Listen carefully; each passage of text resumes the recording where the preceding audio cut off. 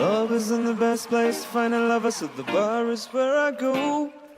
Me and my friends at the table doing shots, drinking fast and then we talk slow. You come over and start a conversation with just me. Trust me, I'll give you the chance. Now take my hand, stop, I'm the man in the jukebox, and then we start a dance. And I'm singing like, girl, you know I want your love. Your love is handmade for somebody like me. Come on now, follow my lead. Come on now, follow my lead. Boy, you know you talk too much. Grab on my waist and put your body on me.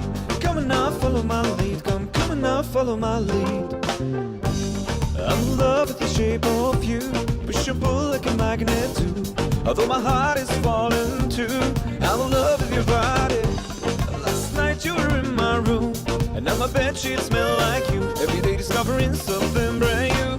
I'm in love with your body. Why, oh why, oh why, oh why? I'm in love with your body. Why, oh why, oh why, oh why?